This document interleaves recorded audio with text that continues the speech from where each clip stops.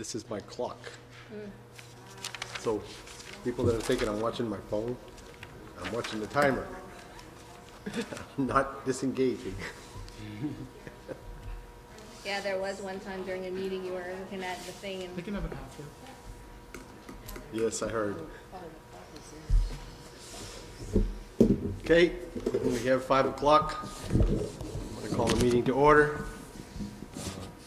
We have all board members here, so we have a quorum. If we could start with the Pledge of Allegiance. I pledge allegiance to the flag of the United States of America and to the republic for which it stands, one nation, under God, indivisible, with liberty and justice for all.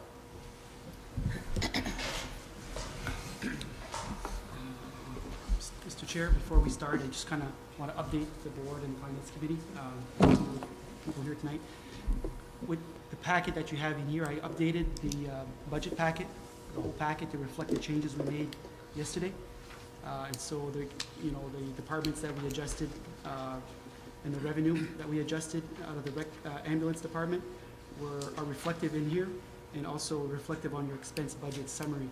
So I wanted you to have people to see what those changes, what they look like for a bottom line. That's part of the change. I want to note too that in the pollution control budget, which is the very last one, there was an expense that wasn't tracking, which is out of the debt service, and so that number is now in here, and that's for the debt service for the upgrades. And so you'll notice that increase the budget there for the overall budget for the pollution control. That's updated in this worksheet as well. Currently, with the changes that were made yesterday, factoring in the revenues and expenses, the net of that is basically looking at the 1.31 mil decrease. That's the town absorbing the intergovernmental increases that we have no control over. When you back out what we're absorbing, the net of the town's expense and revenue budget is about 1.5 mil decrease on our own budget already. So, Gary, do you, off the top of your head, do you know the figures that you're talking about when you're saying you're backing out those some of those figures, like we talked about that. like the county? Yeah, so we are absorbing $69,000 of increases in the interlocal budget that we covered last night. That's the county increase, Valley Recycling, in the airport. Those three combined is just shy of $70,000. Okay. Okay. So adding those figures back into that figure that you have there, that puts over 500,000. That if you're at 458,383 at this moment, then that's inclusive of those figures. Yes. Oh, I see. Okay. But I'm just trying to give you a mill rate picture that the town is doing as a whole. What's ours and not somebody else's. Got it. Okay. The other thing I wanted to do, I think, would provide a little bit of context, and this is last year's pie chart, if you will, that we included, something we did differently. We included this in the town report ahead of the budget sheets. Okay, and so what this does, illustrates a picture for where your dollars are going per department, including the county, the school, and all that stuff. Okay? And this kind of paints a little bit of a picture. Gary, did you find out about the 17.5? I'll write it. I'm just going to write it down again.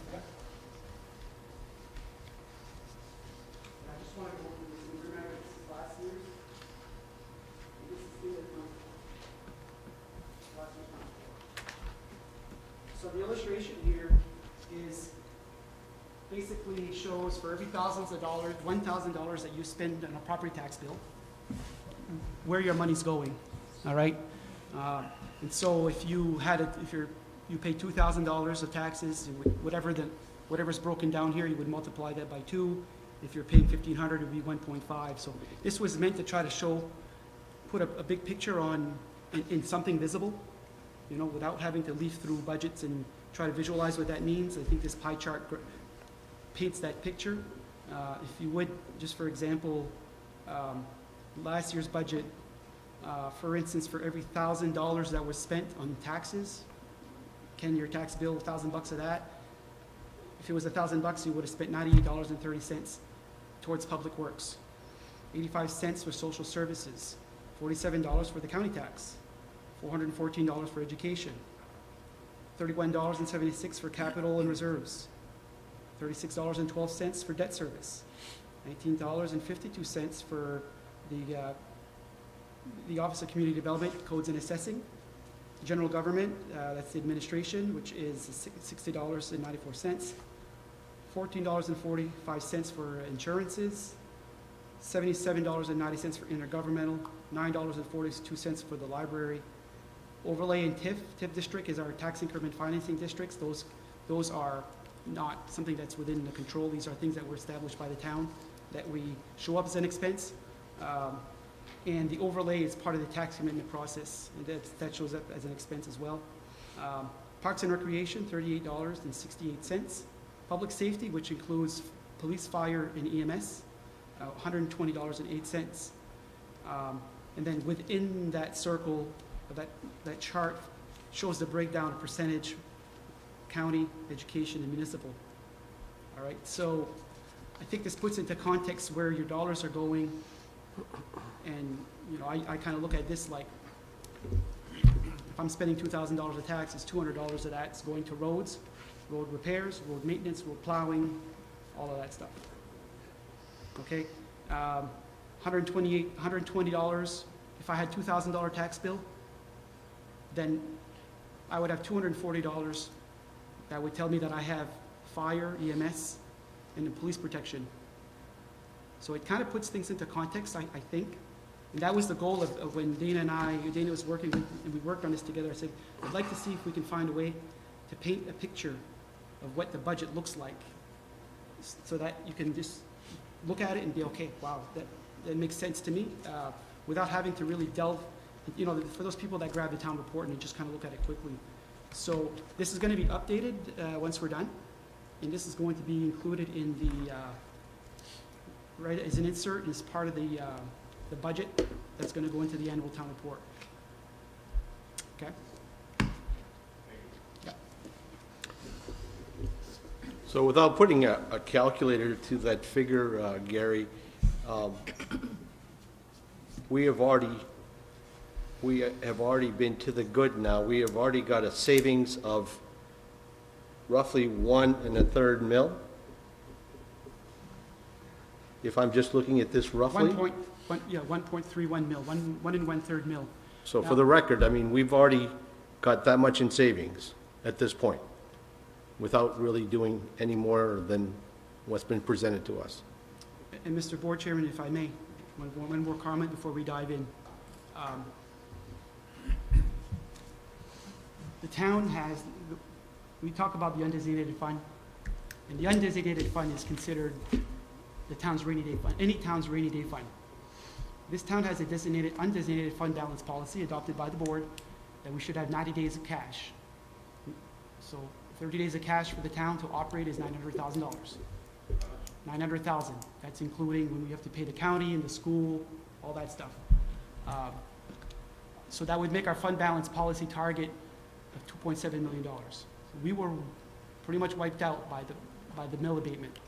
And so I mention that because it's very important for you to understand that the only way to fund the undesignated fund is that the departments either don't spend all of the money that they were budgeted, or we received more revenue than we projected, okay? And then there's the overlay, and the overlay is part of the tax commitment process that gives the tax commitment a cushion for errors or unforeseen mistakes. And when you have when you have a budget inclusive, the town's budget of 6.1, 6.2 million, and the school's budget, and that, you want to make sure that you have a little bit of overlay that's allowable by the state, and the overlay can be 5% of the municipal budget. So whatever the municipal budget is, there's a range that the Board of Selectmen has discretion over to commit taxes, and the overlay could be anything from 0, which is very unadvisable, to 5% of the town's municipal budget, not school and all that. Now, the more we shave from our budgets, the less of an opportunity that we're going to have at the end of this business year that we're in, June 30, 2020, to roll money back into the undesignated fund that needs to be built back up. Okay, there's only 3 ways. We don't use our overlay, we don't spend the money that's budgeted to us, and we bring in more money than we budgeted for. So the more we clamp down on spending, the harder it is for us is going to be to build back that rainy day fund. That's all I have before we dive in. Thank you. Very good. All right, let's go on to Article 2, to consider Department 310, Police Department budget. Department 310. Yep. Are we just going through line by line, item? That's how we've operated yesterday, and I'm assuming we're going to do the same today. Okay, salary and wages, I have a little over a $10,000 decrease in the proposed budget from over last year's approved budget. We have one officer position that we did not replace. So there was a little savings from that, but I did have to add in some overtime to help cover the shifts that that officer would have been doing. So, but there was a decrease. Employee benefits. Would you read the amount? I don't know if you said the amount for that. Oh, It would be good so for the camera. $389,832. Okay. Good. Ross, does this reflect you have a secretary retiring in December, is that? Correct. And then you're hiring a part-time? We're still working on that. There's talk that we might be sharing one person with Public Works. So does this figure reflect if you would have to put a full-time in? This figure would reflect her full salary for the Okay. year. Coming back to the time and a half, the overtime, I take it for granted that that's paid at time and a half? We work on what they call a 28-day cycle. So the officers work on an average of 42 hours a week.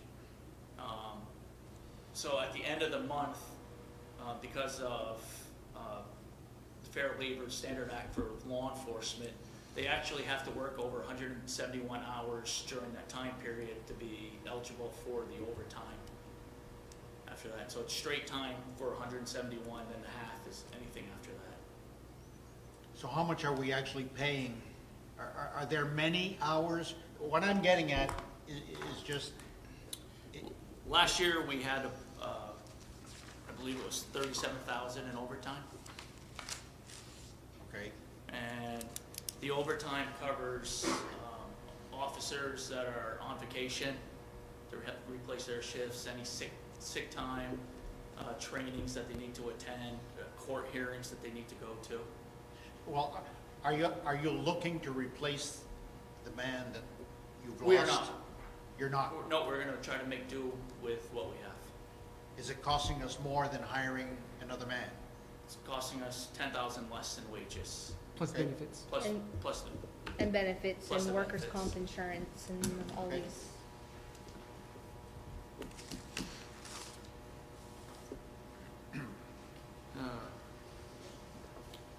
Do I discuss employee benefits? I don't. Yeah, just go down through. Just basically read off the numbers compared to Okay, last year. And Retirement is at $39,373. It's an increase from $35,431 from last year. Health insurance this year's and I'll stop you there because I'm just remembering under the new plan for new officers, that number is built into that, remember? right. So Jamie Pelletier did make a presentation to the board a little while back about wanting to negotiate a change in the retirement system, which had to be brought to the town meeting. So I believe it was approximately a $5,000 or $6,000 increase that the town would have to pick up for their share of the retirement for the officers, and that would be included in that number if it's approved at the town meeting. So I think it would be important to explain that. And that was right before, that was back in, I can't remember, but It was the previous board. Dan, you were there in public participation, I think. Under the plan, I think the new retirement plan allows the new officers, this is not a retroactive for old officers. This is a plan for new officers, and this has to do with officers being able to retire, you know, if they start young and retire at 25 years and not at 67 years old. Correct me if I'm wrong here. 65. 65. And so this plan that they have in place is somewhat of a plan to be more of a recruitment tool for new officers. Can you imagine trying to spend 25 years in law enforcement or working, worse than that, if you started young and you ended up working 40 years in law enforcement, it's a long time. And so this, under the Maine State Retirement System, they have this option. So what the Police Association did at their own expense, they had Maine Purse do an actuarial study to see what that cost would look like. And they calculated it out to be about $6,000 increase in the town's response, the employer's contribution to the system. Ross is correct that it does need to eventually get approved at the annual town meeting. And so I think the board at the time was interested in saying, yeah, you know, we'll see this through. Typically, and you know, this would be for July 1, okay? But because of COVID and everything stopped, and they needed a commitment from us that we were going to move forward, and we explained to them that, you know, we can't even have a town meeting. We're barely having board meetings, so I'm not going to have a commitment for you for June, so this could be in effect for July 1.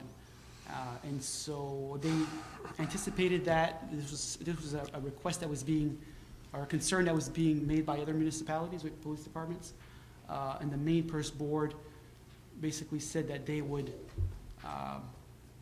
honor a retroactive approval, meaning if the townspeople approve this new retirement plan whenever we have our town meeting, that it would be able to take effect July 1 of this year. So that increase that there in Maine State Retirement is reflective of the town's increased contribution to Maine State Retirement for the police officers. So we were looking at it to try to stay competitive with the other police departments in the area. Fort Kent PD just went to that plan. Van Buren PD went to that plan. The Sheriff's Department went to that plan. So we're trying to stay somewhat similar to the benefits that they're offering so we can retain the officers. Next, Social Security proposed was $24,170.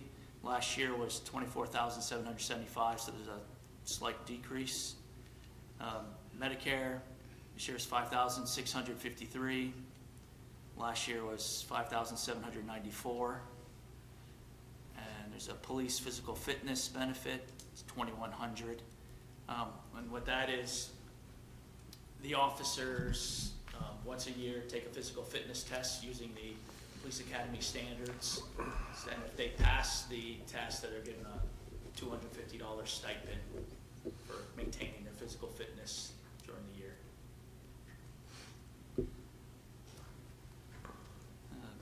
Police liability insurance, $6,200, same as last year's.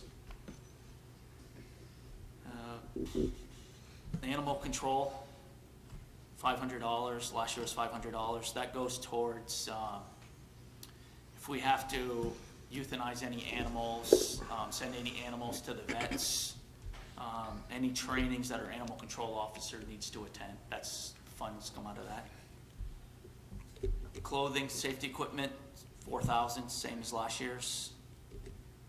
Contracted services, $13,500. Last year was $13,000. That's the dispatch service with the Aroostook County Sheriff's Department.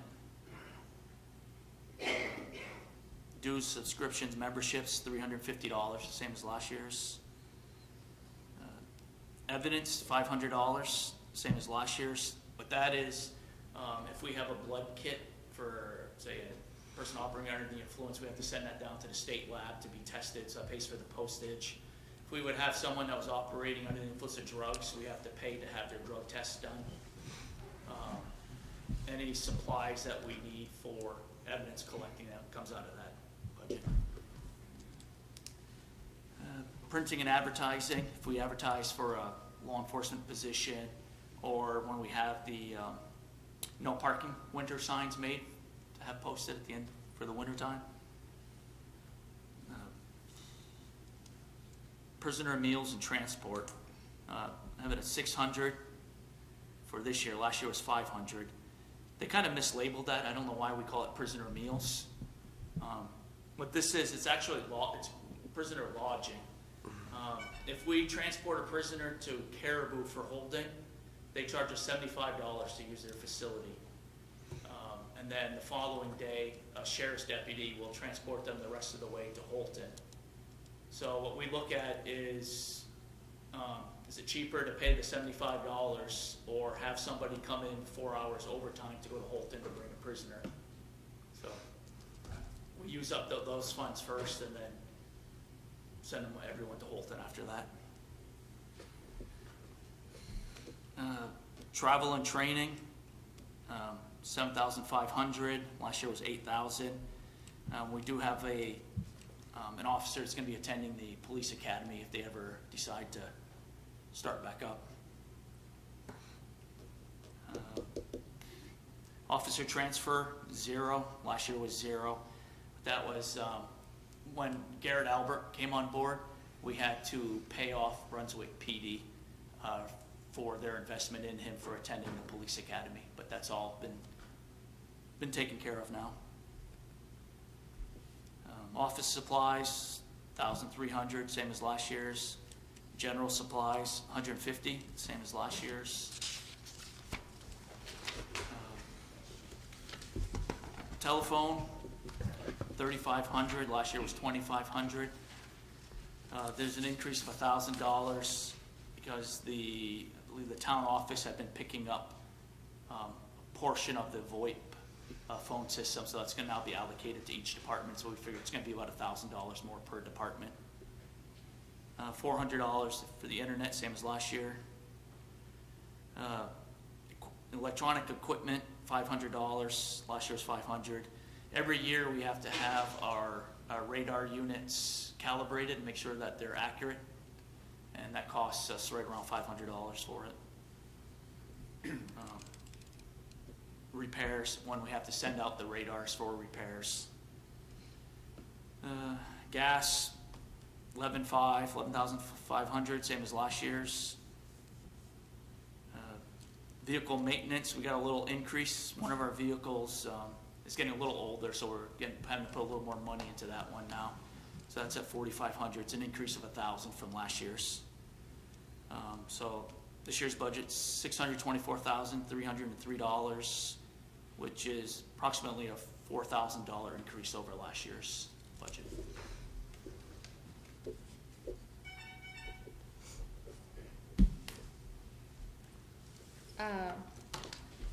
Is your bottom figure? I think your bottom figure is a little different than Yeah, ours. okay, I was just gonna say that. Did I misunderstand something? 625,977.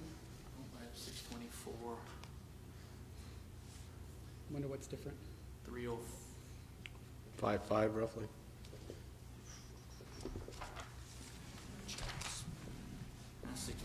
Mine, I have 5.4. You got an extra copy, Matt? 624.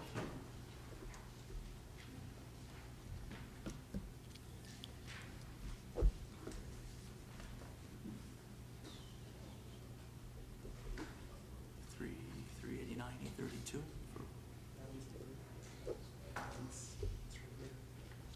No, 179.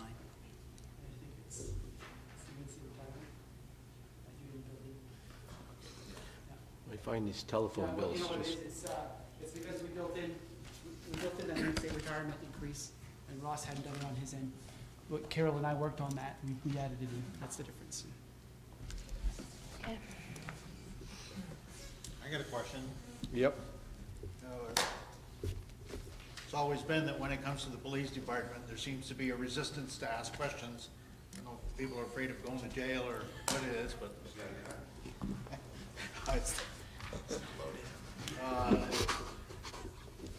I understand this is a tough question, but assuming the very worst, that if the Board of Selectmen all of a sudden would decide that every department if they come out with a round figure and say, look, every department has got to cut by a certain percentage, if you were ever faced with that, what would be the first area that you would be looking at? What would be the, I guess it would depend on the amount. I mean, the easiest way would be maybe cutting back on the coverage hours. I don't know if I would want to do that. because it's common knowledge that the police department comes under fierce attack by the general public. I don't know if it ever trickles down to you people, but, you know, people ask, well, why do we have so many cars? And why do we have so many officers? And why, the people are just loaded with questions, which I don't have the answer to. But regardless of the number that you'd be asked to cut by percentage, there's got to be an area that you think that if you had to start whittling, where would you start? We've kind of been whittling for the last several years, though, so we're kind of, now we're looking at personnel for. Okay. I did bring, just quickly, with COVID-19, our calls were down so far this year. I think everyone's business kind of slowed down, but up to this point so far, like this year, we had 38 domestic violence calls, 7 child abuse cases, 34 thefts, 18 vandalisms, complaints, 67 car accidents, 396 traffic violations. And then and that's just some of the, and then all the other calls that also come in. But so the officers are busy. But you're saying that that's down from years past? This is actually down from last year's. Last year, just in August, I believe we had, I think it was 77 criminal complaints, criminal cases, just in August of last year. So, but like you say, you take one of these child abuse cases. I have Lieutenant Jamie Pelletier, he's our investigator. He will spend 2 to 3 weeks of time working on one case, so it ties him up for, you know, a considerable amount of time. Okay. Anybody else? Very good. We're all set with this article for now. That was easy. For the record, Ross, I'm not scared of you. I just already asked all my questions. It's our second go around, so No reason to be scared. I wasn't too scared to call you old, so. All right, then we're ready to move on to Article 3. Thank you, Ross. Yep, thank you, Ross. To consider the Department 200, Community and Code Enforcement Department budget. Department Can 200. Ross do mine, since he did such a good job on his? No? Okay. I'm sorry, I didn't hear you. Can Ross do mine? Oh, sure, Yeah. if he's willing. Yeah, right. Maybe that's what it is, just different uniform. You guys just want to do the same thing, just go through it? Yep. Okay, salaries and wages, proposed 105,565, which is up slightly from last year. Last year was 103,557.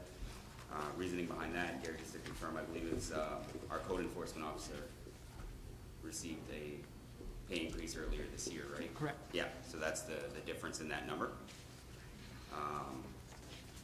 Employee benefits, main state retirement, I wanna make sure I'm using the right one, I have 10,137? Yep. Okay, all right, just wanna make sure. It went up slightly from last year, which is 9836. Health insurance also went up 37,000 for 2021 compared to 33,777. Social security went up slightly, 6545 compared to 6421 last year. And employer Medicare, again, went up very slightly, 1531 compared to 1502 last year. Should I stop there and ask for questions, or I just keep rolling? This is pretty generic at this point, this Yeah, employee right. benefits, so yeah, keep going as far as I'm concerned. Okay. Operating expenses, I I've proposed a $500 reduction, $1,500 this year compared to $2,000 last year. Miscellaneous, I left that the same as last year at $400. Postage is the same at $400. Printing and advertising, I left that the same as well at $1,800. Travel and training for the community development director, myself, I brought that down. Big reason for that is just right now with COVID, there's just not a lot of trainings being held that involve traveling. Zoom is going to save us some money with that, so it was $6,000 this year compared to $8,500 last year. The travel and training for the code enforcement officer for St. Agatha and Eagle Lake, that remains the same. That travel continues regardless.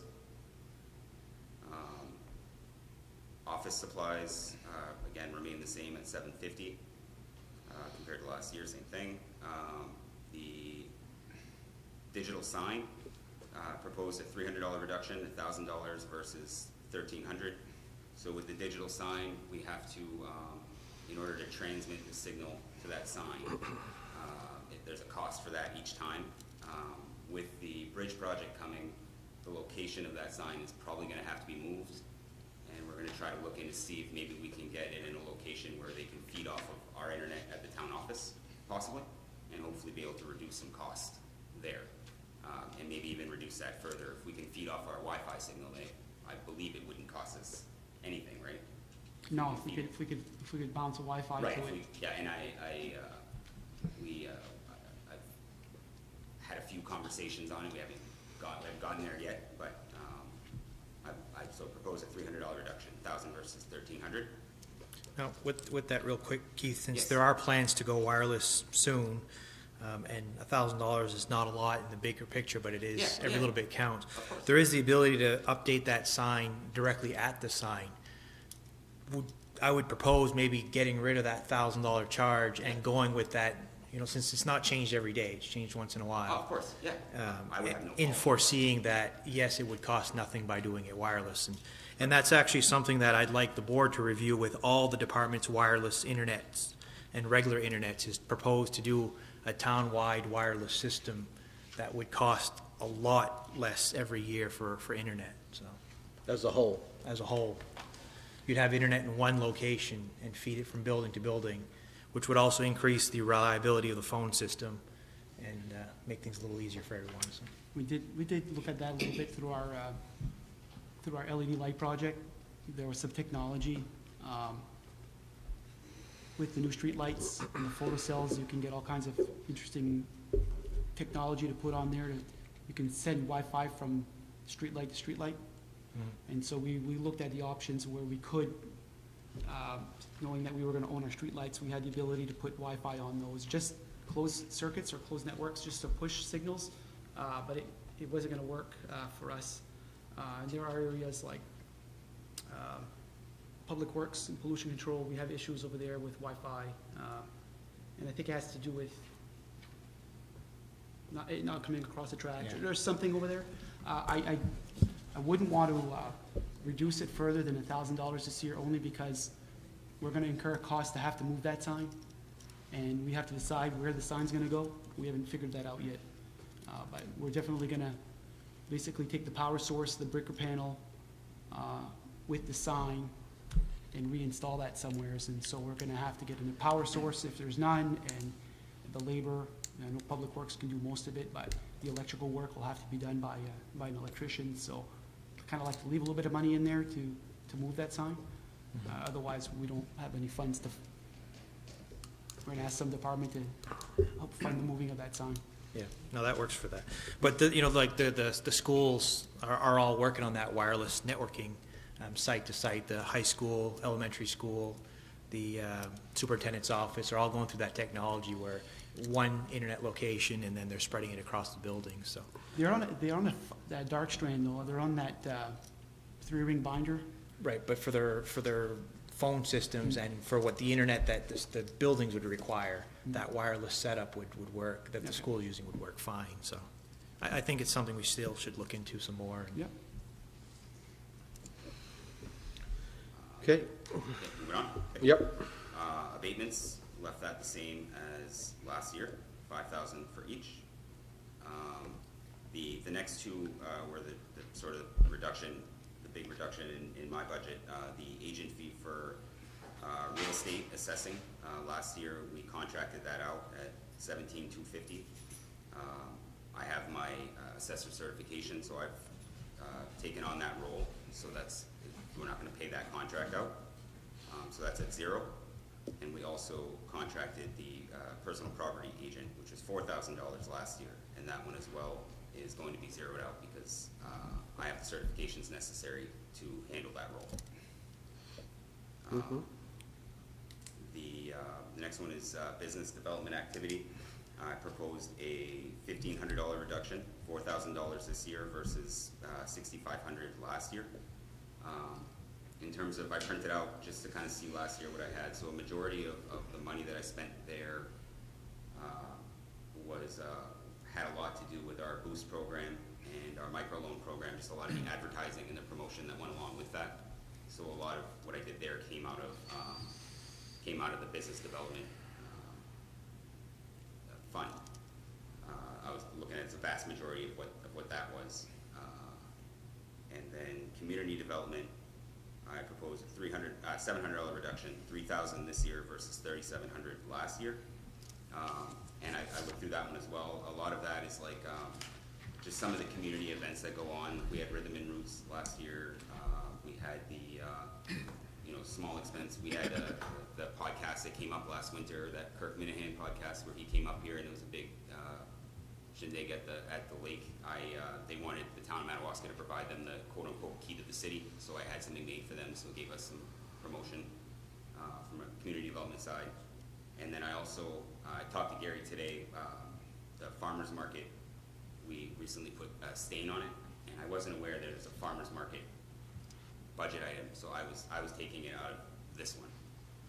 So that's the majority of what came out of that. But both of those I was able to reduce the proposed budget for this year. The next one is the Acadian Day, Congrès de Forêt. Now, we had, Gary, correct me if I'm wrong, the previous board, had they made a decision firmly not to? I think that you guys were there too, the finance committee, and there was a lot of discussion about not funding that any longer. So, I left with the impression that there wasn't any desire to continue to fund that. So there's a zero there right now. That would be a $4,035 reduction there. And I'm comfortable with that as well. I was aware that, I'm not trying to put the 4,000 back in, but we had the conversation during a budget meeting and it didn't go any further than that. So to say that we made a decision is not correct. Like, he came in and presented to us just like the Historical Society and just like you can make any decision you want.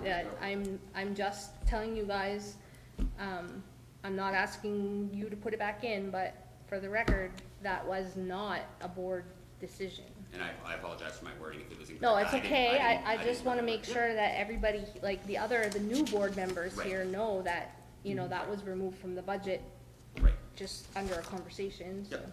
And in my looking at this budget, I found that as a place where I'm comfortable not funding that and putting that $4,000 in our pocket. Yeah. Engineering, I left that the same at $3,000. I don't believe we spent any money on that last year. That money is there if we have smaller projects or if we're looking for any sort of grant that involves some preliminary engineering for any project we might look into. That money is there to pull from. Again, there was nothing last year that we needed out of that, but I wanted to leave that the same. Lien cost and filing fee, that's the cost to Tax liens. tax liens. Recording of tax liens at the registry, not only the recording, but the discharge as well. So that's a $19 transaction every time you file at the registry. So for every lien that you file, that you anticipate you're gonna spend the same amount of money to discharge that lien. So we build that into the budget at that amount. And then the last item I have is property mapping. We did not, our tax maps, our large tax maps at the town office are in desperate need of getting redone. We didn't do it last year. It's something that we're looking into. The gentleman who used to do this, we're not sure if he's going to be able to do it, so I'm trying to quote out, or try to start. I've asked a few colleagues in the assessing world to give me a few names that we can work with and see what that cost is, but I believe we'd like to get that done this year. It's a lot of red ink on the maps. We'd like to have them updated. Yeah. And Keith, if I could just expand on that for you a little Of bit. course. A lot of the towns are moving to digitized maps that are available online. And so there's it's where things are going. The bulk of our traffic for tax maps are realtors that come in. And so, you know, we talked to one of Keith's counterparts in Presque, Louis Cousins, he's the assessor over there, and we asked them what they did, and they moved away from paper maps, and they're fully digitized. There's an upfront investment to get it. You hire a company to come in there, and the upfront investment was somewhere in the city of. It's somewhere between 13 and 15,000 Yeah. to initially take everything that we have and digitize it. And then moving forward after that, you can do it every year you want, if you want. And I believe it was, somewhere around a couple grand a year to $2,000 to update annual updates. To get that annual update, and then those are all digitized and could be made available online. But we spoke with Louis this week, I think it was. Yeah. We basically said it eliminated all that traffic. All the realtors were, the people that look at transfers and changes, they get that right online now. And so for them, it reduced their traffic in the building. And I think in the long run, there's a cost savings to being digital as opposed to paying $4,000 a year for paper maps. Which are, you know, slowly transitioning out. Like Louis was telling us that. I mean, the paper, the old-fashioned way, obviously everything's going more digital. So again, that's something to think about. I've only gotten one quote on the digital, and I think it was about 15,000. So I don't have a bunch of numbers in front of me. I have to do a little more research on it. And then one last thing, we talked about that. I asked the question, is what happens when somebody comes in and they want to see? And he said, we just bring them to our computer and we show them. And he said, the technology is pretty neat because you can take the tax map and overlay it on a Google Earth map. So you can actually see the lines on topography, if you will, on Google Earth. So that's very helpful. Right now, you just see the maps, and that's all you see. You really can't correlate that to laying it on a USGS map, if you will. So I'm not saying we need to go there now, Right. but eventually that's the direction we're going to have to go. So to finish it off, the bottom line proposed is 208,628, which is a decrease from last year, which was 234,727. I've got a few questions. Back to travel time, travel and training for the CEO of St. Agatha and Eagle Lake. We've got $1,000 there on each Yep. one. Could you elaborate on that, please? Well, right now our code enforcement agent goes to St. Agatha once a week on Wednesdays, so his mileage to and from there, as well as if he's going around the St. Agatha area on site visits, that mileage gets recorded and comes out of that budget line item. And then as well as the CEO has to go out and maintain certification, he has to do, you know, credit hours. So some of those, again, with COVID, maybe more of those are going to become Zoom conferences. But in the past, he's had to go travel to wherever it is in Maine to keep up his certification.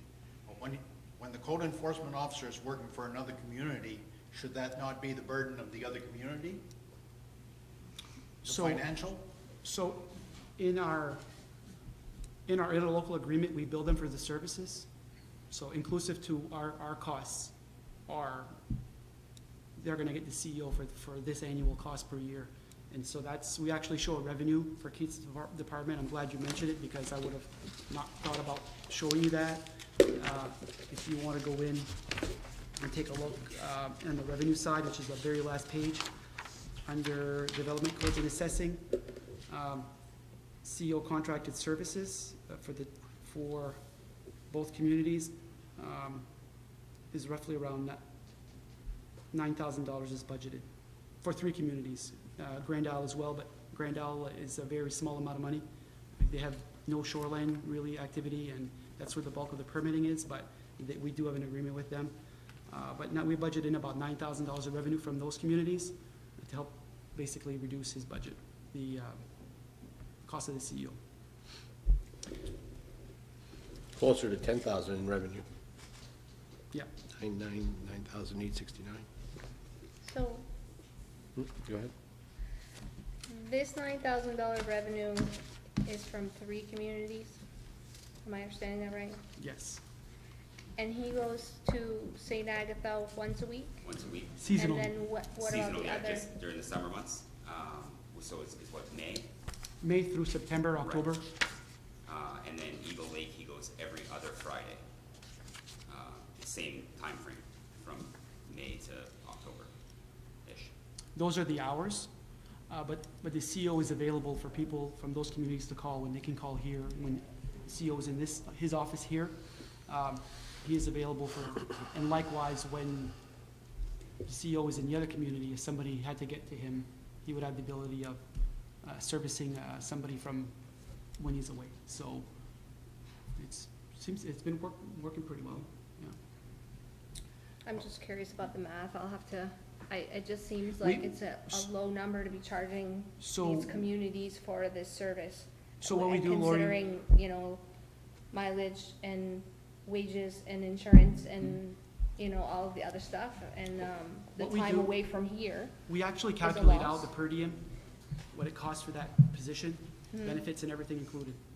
And we bill, you know, we go with the number of hours that he's going to be in that community, in that year, and that's basically what they're paying for his time, the cost of the employee, okay? If they end up having to use more hours, it's written into the agreement that, for instance, if there was a court case or something and it was a lot more hours required, then they would pay the per diem rate directly above and beyond that. But what, we've increased this amount to reflect any changes to the cost of the position, if you will, benefits and all. Okay. My other question was where you mentioned about the decrease of $17,000, the agent fee, that you've taken on those responsibilities. Anywhere and everywhere that you look in the last 10 years, and oftentimes I don't want to pick on you guys, but oftentimes we've compared to the paper mill, because the paper mill was pretty much setting the standard for everything in the community. But everywhere in the workplace in the last 10 years, nobody will deny that every employee has been taxed with added duties. And as I look in the town office, I see the opposite. And I realize that times change, but there was a time not that long ago that in Madawaska, the town manager was responsible for general assistance. We did not have an agent to the tax assessor. And that's another thing that bothers me. When we vote for the town selectmen in Madawaska, it is clearly written on the ballot. Town selectmen, tax assessor, and overseers of the poor. So how the tax assessment has been given to the code enforcement officer is a violation of our paperwork when we vote. These are areas that need to be addressed, and if the lean times are upon us, as we look to move into the future, I believe that there will be a tremendous need in the town office to start combining jobs. I'm going to take exception to that comment right now, okay? The people in the town office literally work on a hamster wheel, and it spins crazy, okay? We work furiously with the workloads that we have. There is no town in the state of Maine where the Board of Assessors actually do the assessing. They hire assessing agents, or they have an assessing department. okay? They do the field work so that the Board of Assessors can commit the taxes. And when you commit the taxes as the Board of Assessors, you're gonna be given a snapshot of what the aggregate values of property are, be it personal property or real estate. And as the assessors, you're going to prove that. But there are no municipalities in the state of Maine where back in the day, the Board of Assessors, the elected officials were the ones, yeah, that's old antiquated state law that doesn't work anymore, but it still exists. And towns have either assessing agents or in-house assessors. Was this ever voted on in a town meeting? I don't know, Dan. It's been like this for Well, years. we need to look into these matters. We talk about legalities and getting into legal disputes. And this is a perfect example of where we could get into some hot water, legally. We are assessors, Dan, as it's reported to us, and we accurately decide if we are taxing people in a proper manner. It's not stated that we are actually going out and assessing. You're stating that we are doing that physical job, and that's not the case, and I don't think it ever has been. It Well, certainly has been. if it was, it certainly is not in my time. I certainly don't remember hearing it in that way, no. I remember seeing it, and I can name you the names of the men that went out. I mean, we are all volunteers here, and we're volunteering a number of hours to do just what we're doing. If we're now going to start running and doing the assessing, that's a whole different game. I mean, it's not the way I understood it, not now and not ever. It's in black and white on the ballot, folks. Okay. Any other questions or comments? We're good? Keith, I think we're all set for now. Thank you guys for your time. Have a wonderful evening. It's been a pleasure. Article 4 is a typo. We've already covered the ambulance department last night, so we're going to move on to Article 5. Consider Department 130, municipal building budget.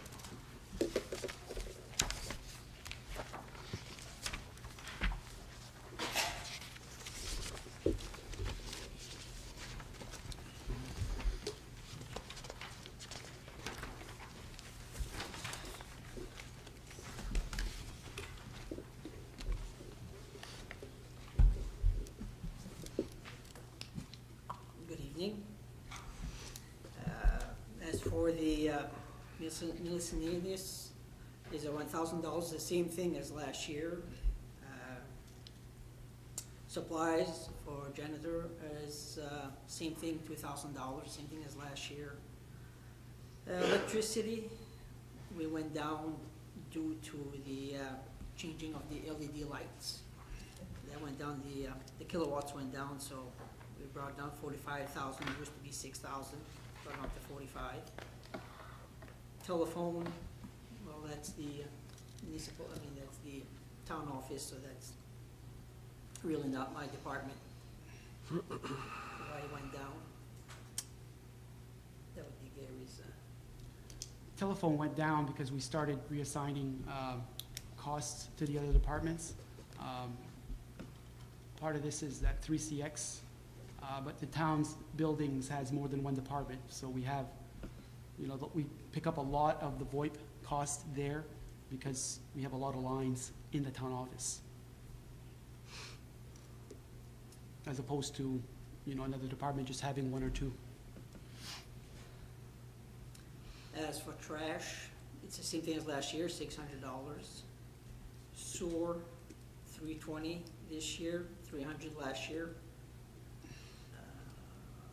Heating fuel went down 7,000 this year compared to last year was 11,375.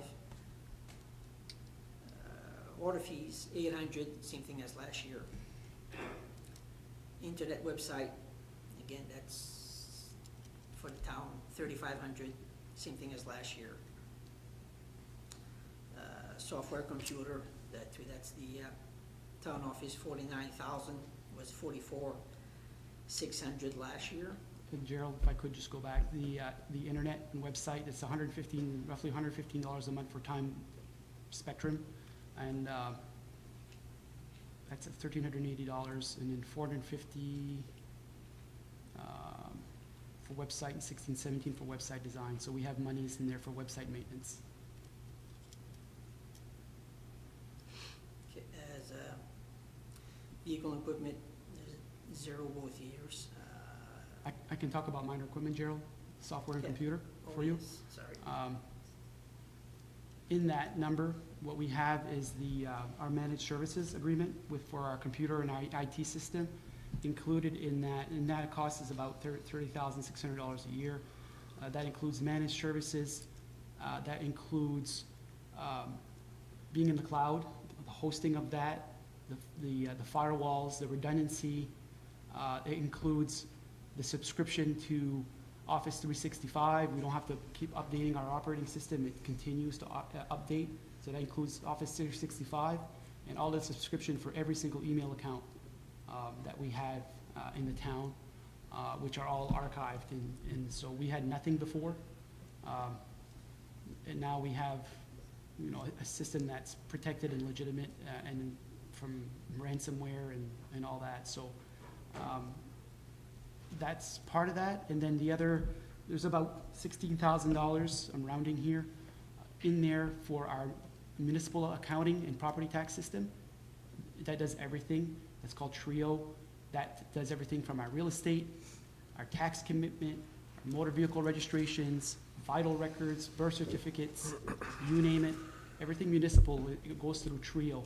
There are only 2 companies in the state, I think, that have municipal systems like this. There's this, and there's that's because I was going to say it. Munis or something like that. This company here works in the background, updates for motor vehicle registration rates and all that stuff. All the new stuff that needs to be plugged in about cars, the information, values, blue book stuff. That automatically gets plugged in, and that comes to us through those services. Before you go on, it would be nice just to see what falls underneath this figure. I mean, I don't think we need to see what these figures are, or we can question it at the time, but there's a lot that this item covers, and yet, for us, it's very hard to see what really transpires in that particular line item. Go ahead. Building repairs, this year's down to 2,500 compared to 4,500 last year. It was brought up last year due to thinking of repainting inside the town office and re-giving it a touch to it. But when the things got hard, Gary said, "Well, take off back the 2,000 and just use whatever usually was there before the 2,500." So I left it there again this year for the 2,500. And for the special projects, LED lights, we transferred that $1,000 2 years ago to the safety complex instead, because we changed pretty much what we had to do at the town office. So the bottom number is now 76,970 compared to 80,975 last year.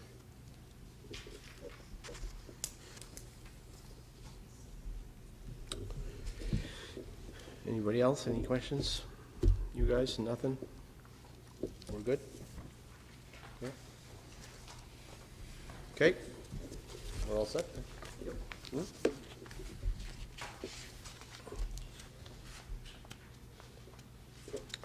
Article 6, to consider Department 135 Safety Complex budget. 135.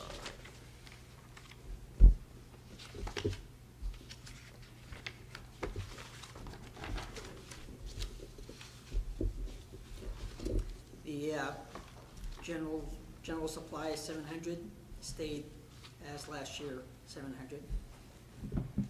Janitor supplies, again, 2,500, stayed again the same thing as last year, 25. The electricity, 10,000, stayed the same as last year, 10,000.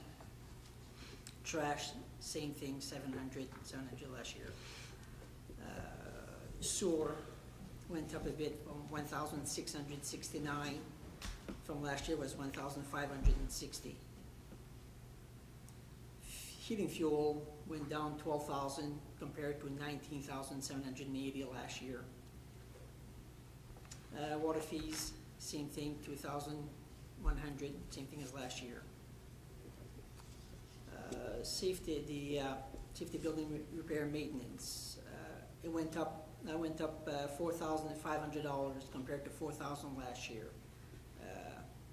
It's like anything else, all the repairs are going up, so I added on $500 because last year I overdrawn a bit last year. So communication tower, that was transferred to another department. The special projects, LED lights are replacing the lights in the building. Like that, 2,000 again this year, just like last year. I do have proof that the kilowatts are being lowered or using less kilowatts and doing that. Same thing as the town office. So I got proof that it does pay itself. Small replacement window, the windows replacement, I put 3,600 like last year. The windows I got left to change is the windows, you might say, facing the staircases on each end of town, facing Main Street. Those windows that I have now, they got cranks or windows will open, and I don't think that would be necessary to have windows that open in there. So changing them to a regular window, it will change the framing, and if you change one end, it's got to change the other end too. So it's either a yes or a no to change them both, or go to Cardone if you want to change one. So I think that's why I put 3,600 there, so that way I can buy both windows or both the staircases. Roof repairs, I get that. Roof repair, if you guys remember, that was in his budget. And I think I noted that in my first send out of the budget, that we shifted that into the capital reserves budget. So once we get right through this, we're gonna skip back to the back here and look at the capital reserve budget and talk about that project there. The police overhead door to be replaced. We had an issue last winter that the motor was not working properly, and they were having problems. And then they didn't call me up, so instead of pulling the chain, they took the bars apart. And one of the bars, well, when they were opening up by hand, every time they opened up the door, they would puncture the door as it went down. So you look at the door now, it looks like it's been shot by a 12 gauge quite often. So I did put caulking into it, but it's just like a Band-Aid, so now you might have water going into it. So that's, I had a cost of like about $1,500 to replace the door. But it's still good for this year. We could survive that. It's just that someday, it's just a Band-Aid, and someday will have to be replaced because water will get into it. And I've got a new motor right now on it, and it does give a bigger torque on the motor to open the door since it's getting water off. So the bottom number is 41,269 compared to last year. Last year was 47,940.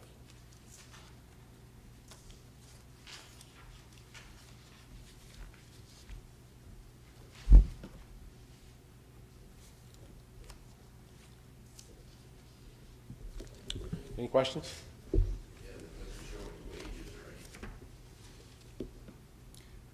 Gerald's the keeper of those buildings, but his wages are in the rec department budget. Just thought maybe he wasn't getting paid. Anyone else? Good, Gerald. Thank you. Yep, Thank you, Gerald. thank you. Are we talking about the roof? Oh, Gerald, sorry, come back. So what we did in my email out that I sent out last week, when we sent out the budget, it was a note there about what we did with that expense. We started talking about the roof replacement.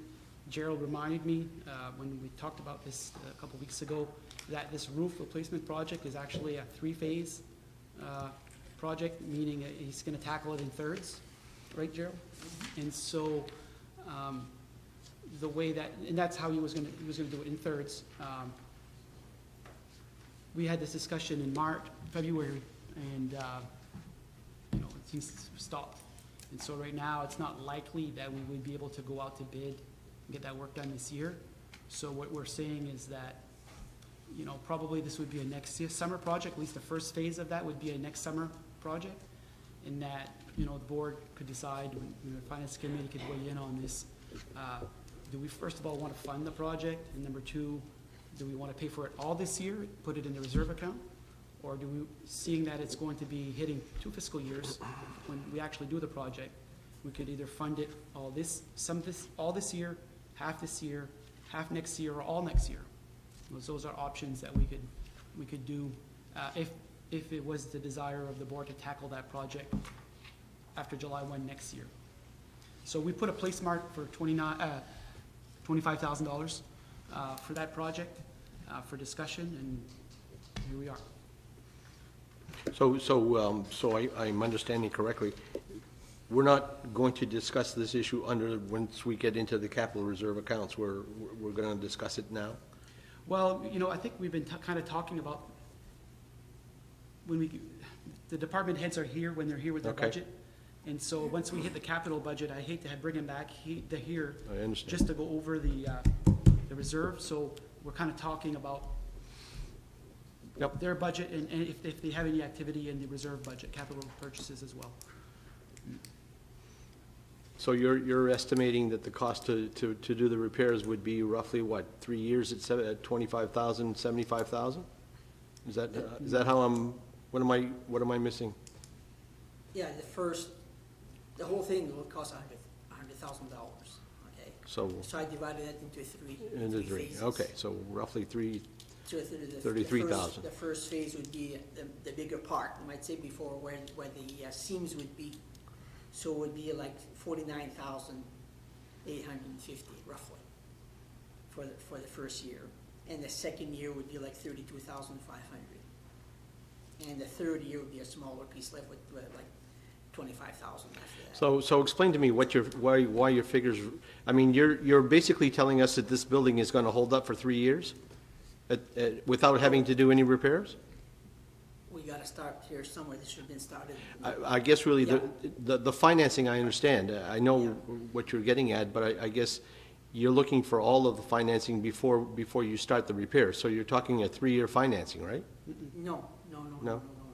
No, in phase, I mean, to do it phase one or the first year to be done would be one section. I get To it. be done. Okay. You're gonna do it by sections then? Doing in best sections, All right. yes. I get it. Yes. I get it. Not collecting it by Yep. sections, it's doing it by section. Collecting and doing it. I understand, yep. Yep. Yes. Anyone else? So are you comfortable with leaving 25 and funding it 50% of that first phase this year? And we're gonna put the other part of it next year? So the first portion you were saying was roughly what, 50,000, 49 something? About 50,000, So we would do 25 this year and 25 next, roughly? Next budget, for next Does that- summer. Does that seem acceptable? Because, I think so. because the roof is So, 30 years old, so, the last. so explain to me a little bit about what that first phase means. What is it that you're gonna do with that first phase? I'll do the first section, Or section, yeah? the first section in the building. on So, the so you're building. dividing the building The in, building to three, in three okay, in so three you're gonna sections. do the first third, and then the next, and the next. Second, third, and, yeah, in 3 years, you might say. Yeah. Yes. So, unless I can do it all in 1 year, but Why the difference in the pricing? If you're dividing the cost, or the building itself by 3, but the cost is, it depends on the section where the drains are and where the roof will, there's like a hump where they can put their seam there. And plus, every seam that they'll make, well, of course, they do a seam, then they'll have to break up the seam for the second phase. So there is an extra cost instead of doing the whole thing flat rate. We just gotta look at, like, if we do the 25 this year, 25 next year, you're looking at the third year, you'll have to fund the full 32,000 in the budget, so. To be able to do that section, and then the last Yeah, year, it's that back one's to like 25. a smaller section, yes. Yep. What's the difference in cost, Gerald, between doing it in phases and doing it as a whole? It was like 100,000. I didn't really, he said it would be a little bit more if I would make it into phases. But I said, well, it'll look better So the quote you actually have there in phases. Yeah, is in phases, you Yeah. don't have a quote to do the whole thing. I got a quote, do it into 2 phases, like in 2 years. The first year was, again, the first year was the 49,850 for the biggest piece. And then adding on the phase 2 and phase 3 together was 53,600. Like the second year. And the Fancy. increase between doing it in 3 and 2 is how much? About 4,000. About $4,000.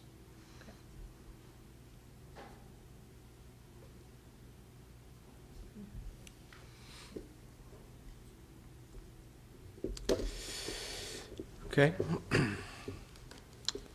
Anybody else? There's no public participation in this meeting. Yep. Anybody else? We're good to go? Thank you, Gerald.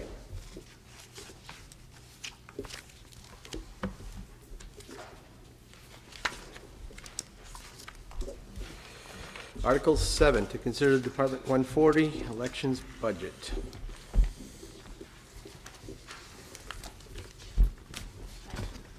All right, so I'll start with the first line. Salaries and wages gonna go from 6,000 last year to 8,800 this year. And the reason for the increase, I gave you all this sheet, I believe, is because like our annual town meeting, our annual school budget meeting, and our school municipal election, school BBR, typically is held in June. With COVID, that fell into the next budget cycle.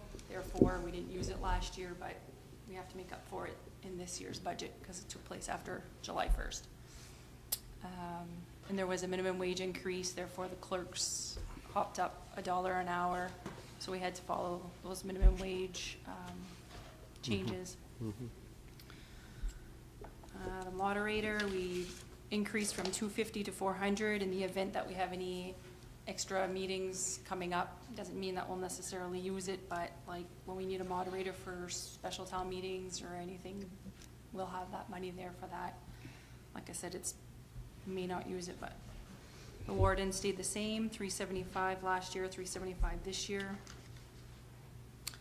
Employee benefits, that's just the basic 411 for employers' Social Security to 594 this year. Employer Medicare, $96 to 139 this year. And then operating expenses, we left meals at 500 last year to 500 this year. Postage, we increased it from 200 last year to 255 this year for the reason of the presidential election in November. The last time we had a presidential election, we used quite a bit more postage than we had anticipated, mailing out absentee ballots, so I'm just trying to plan ahead for this year here. Printing and advertising, last year we had 2,300. This year we went down to 2,000 to make sure that we can cover all costs if there's anything that we need to do any extra. General supplies, we went from 500 last year to 2,500 this year, but I'll let Gary elaborate a little more on that one. Yeah, so I was waiting, we have our heating oil contract, it's with Dead River, so I reached out to them, and Dead River was the company that would provide heating services to the multi-purpose for the Top of Main Trade Show. That they have units that they put into the doorways off to the side buildings, off to the side of the buildings. And so I reached out to Russ. We did touch base today. He told me that it would basically be the cost of the fuel at our price.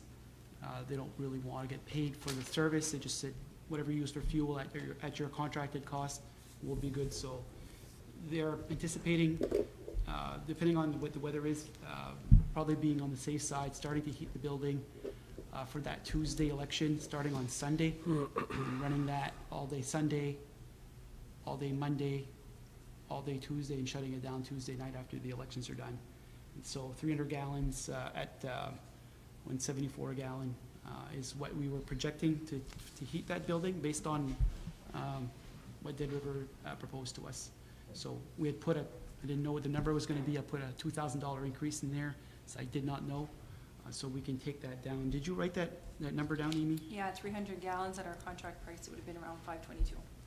522. So, you know, we could be in the vicinity of $1,000 to $1,200 for that line item to take care of that added cost.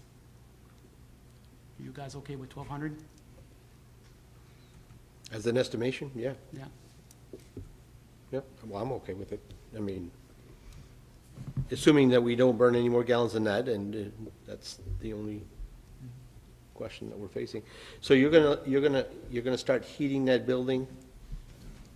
Based on Russ Michaud's recommendation, given the size of the building, we would probably start sometime Sunday and heat through Sunday evening, Monday, so that the building is been warmed up and heated for election day.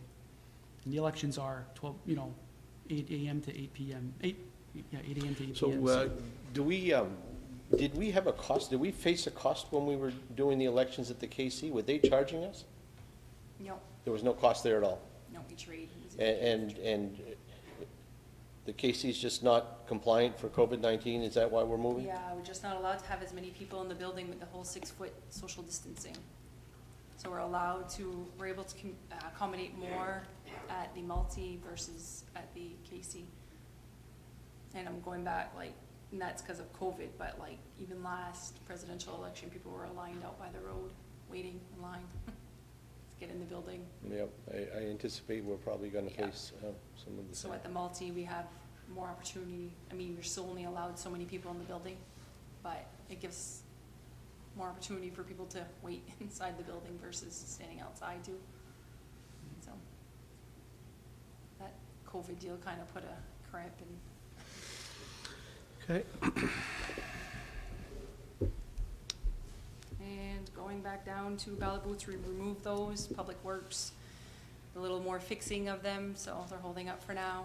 I don't know how much longer, but they're good right now. We'll stay with what we have. Yep, Okay. and that's it. Can you go over your totals there? My total last year was 10,632. This year it's at 15,562, but then Gary brought it down to 14,262. 14,262. And if you look, the example of what we had budgeted for last year, the 6625 for the salaries and wages.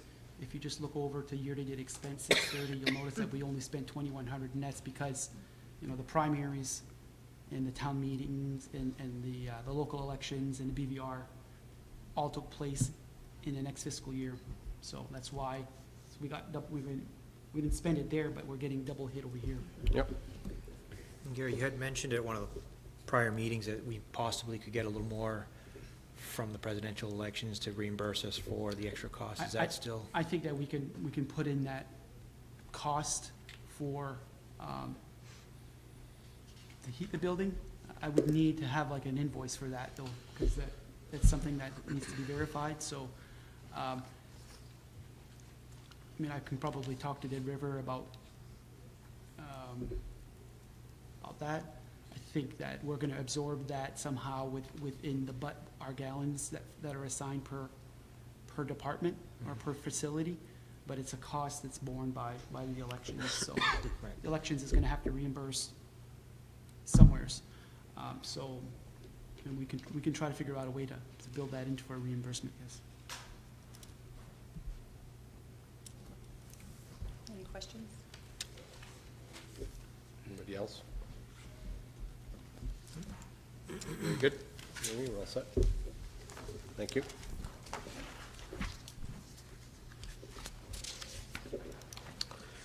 Item number 8. Consider Department 110, Town Administration Budget.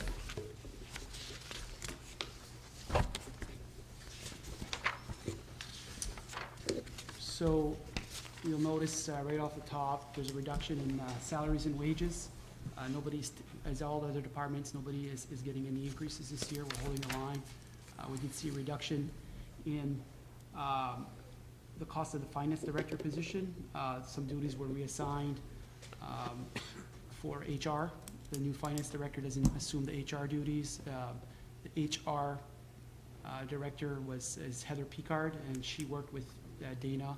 Heather works with payroll and AP, but she worked closely with Dana on HR, so she is the HR director.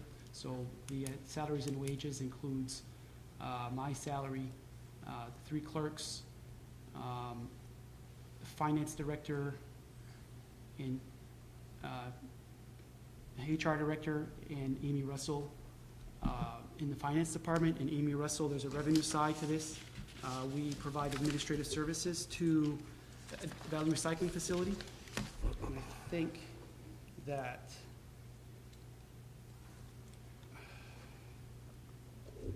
VRF administration is $20,000 this year. So that part-time position that Amy Russell has is paid for by VRF. And of course, while she's here, she's helping us with other things too.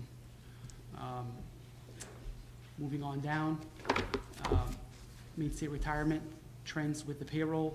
That's, but it did go down from $28,519 last year to $27,900 to this year. Health insurance has gone up, has gone down, which I need to verify that number. You know, Gary, yeah, I was going to say, all of the health insurance figures that we've seen from other departments are all kind of going up, but this one is I need to go back on, check on that number. gone down. Gary? Yep. Interject? Yep. The finance director before me had a family plan, Oh. and I had a single plan. There you go. Okay. There's savings there. Thank you, Carol. And some of the increases, like the police department increase on health insurance was not an increase in the actual insurances, because he had 2 officers that aged out of their parents' plan and got on 1 or 2, something like that, so, that's why some other departments went up. It wasn't necessarily the rate. Very good. Thank you. Yep. Social Security trends with the payroll, the decrease from 18,990 to 18,228. Employer Medicare from 4,441 to 4,263. Dental, as part of my contract, I get dental insurance paid. That was negotiated into my contract. For the bottom line, for employee benefits overall, from last year, $158,029 to $155,541.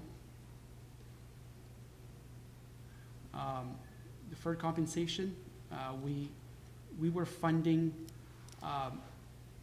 through here different, I have deferred compensation as part of my compensation package. There is also, in here, we budgeted for unfunded liabilities, such as employees under the old personnel policy who used to be able to accrue and cash out their vacations, their sick time, and am I missing something, Carol? I think that's it. Currently, we used to fund that. And Carol, I didn't bring the GL with me, I forgot, but I think we have about, I had the GL statement with me and I left it on my desk. Somewhere's in the vicinity of $70,000 for those reserved for those liabilities. So we're covered. We've had some employees retire out. We don't have too many people left in the system under the old personnel policy that would cost quite a bit of money to pay out for their accrued time. The new employees do not have, cannot cash out. It's earned benefit time. You use it or you lose it. You can only roll over so much. from 1 year to the next, but you can't roll it over beyond 2 years. And you are allowed to put up to 56 hours into a 6 bank, but not more than that. So the employees know that they need to use it or lose it. But we do allow them to roll over from their anniversary dates a little bit of earn time, but they can never aggregate over a certain amount. Basically, after a 2-year cycle, you know, they do need to use up, or they're gonna lose it.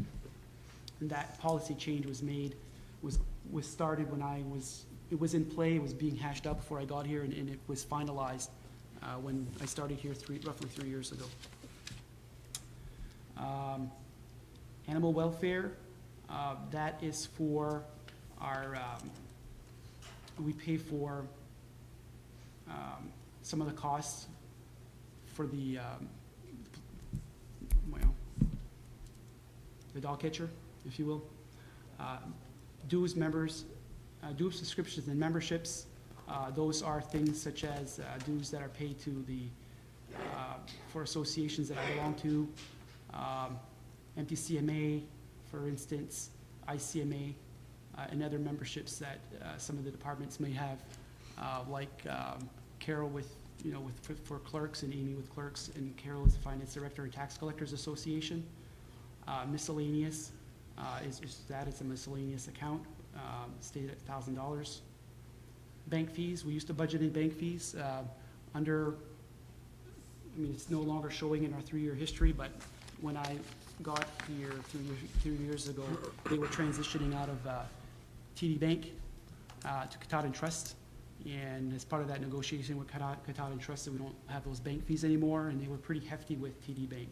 So we no longer have those bank fees to pay to budget for, if you will. Postage, $4,000. That pays for all of the postage for our business. It also pays for postage for, pretty much everything in the governing body's budget. Not your budget, but any mailings that we do, be it in my office, clerk's, finance office, the code enforcement office. Well, not the code enforcement, but are paid for out of there.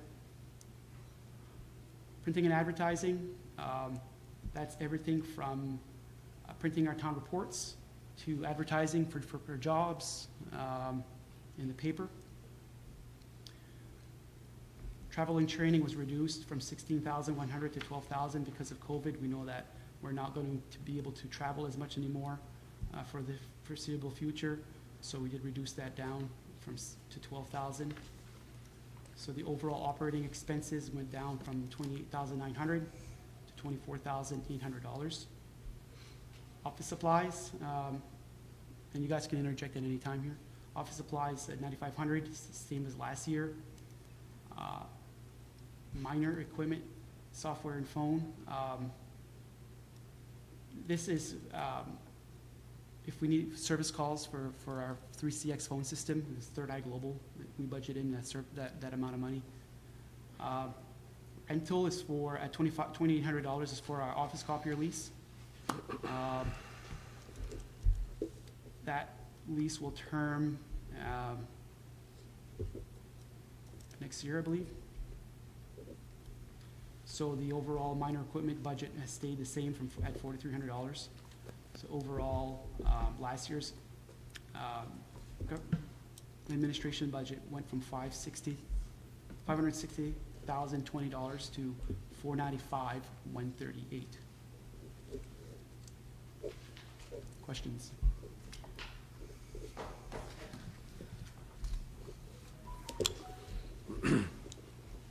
Dan, no? Anybody else? No. We're good? We're good? So from what I've seen here this evening, almost every department is showing us a decrease in expenses, in total expenses, which I think is to the good. Any other comments? Yep. So,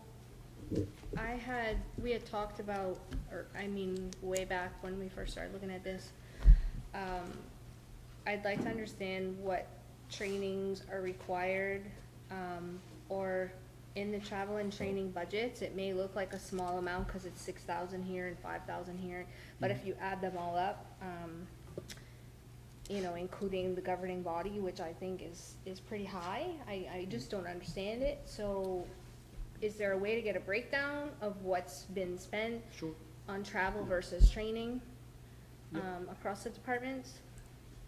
And then, Part of that number, just, I can get a breakdown for you, but just kind of speaking out loud, part of that number pays for the cost of registrations for training through MMA or the different resources that we have.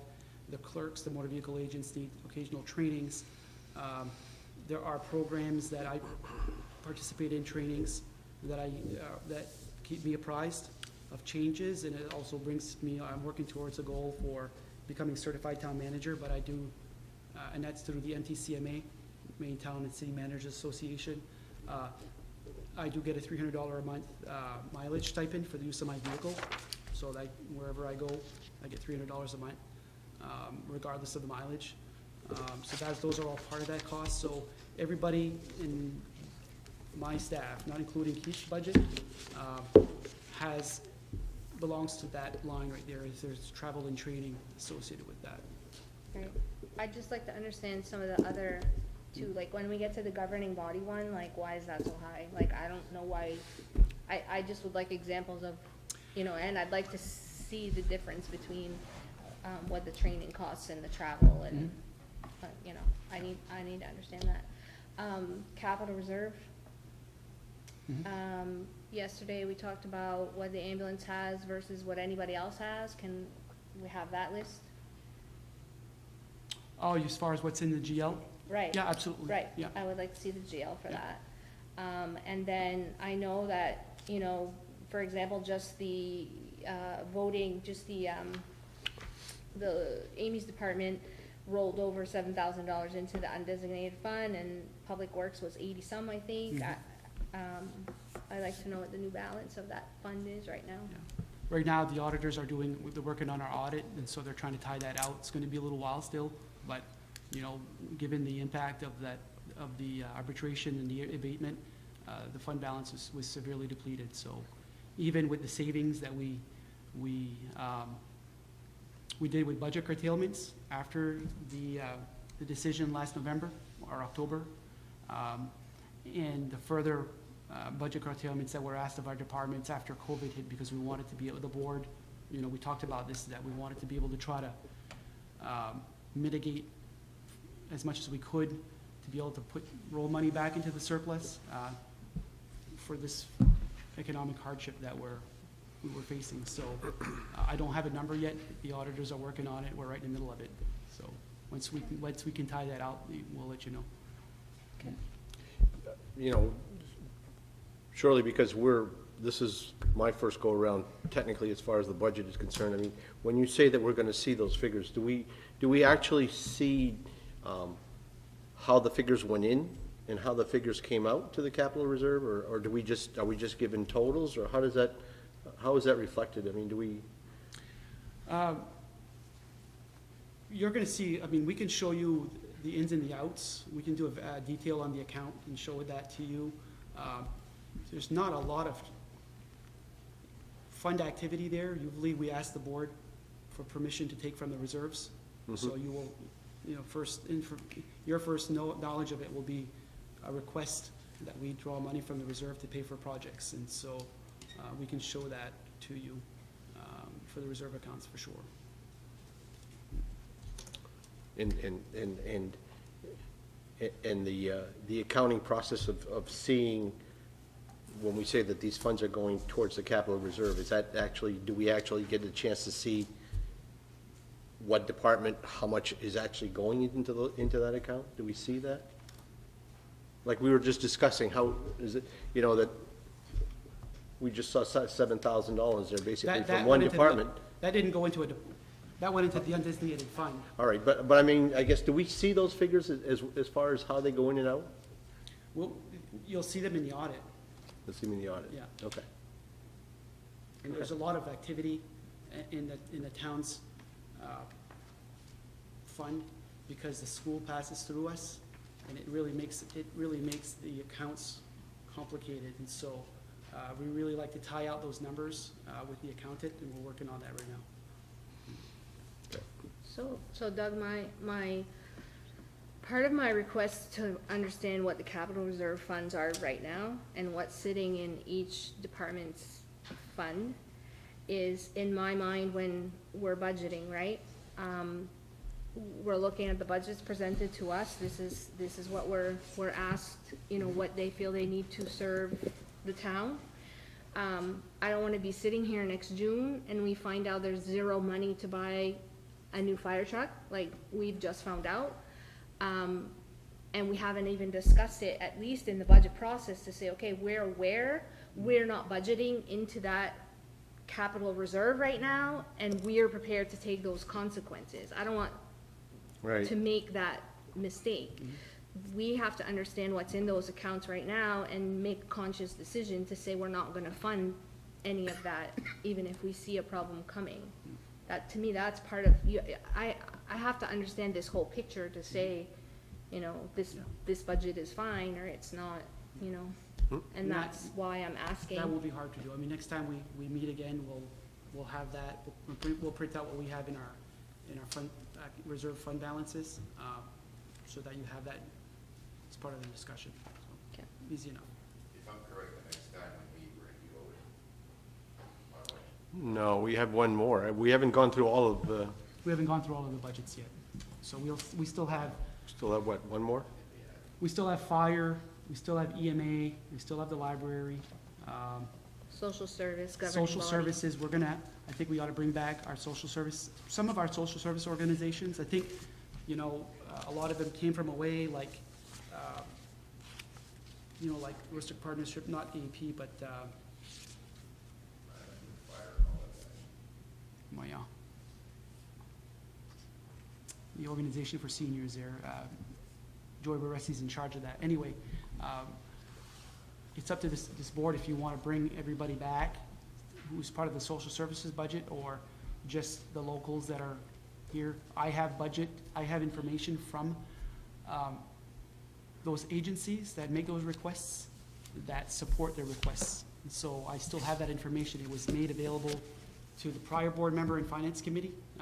We'll bring that back in the next packet, so you guys can see, for instance, like the Club Français, or the senior center, or, you know, so that'll be part of the next, and that could take some time. So we have left, we have fire and EMA, social services, library, pollution control. That might take a little while. And then take a broader look at the capital reserves.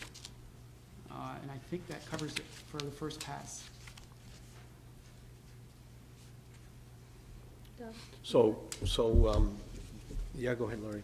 So, to your question, I know Chris and I have gone back and forth a little bit, and it used to be that the finance committee was separate and whatever, and we did a push to bring you guys in with the department heads here, so you could hear from them and talk with them and all that.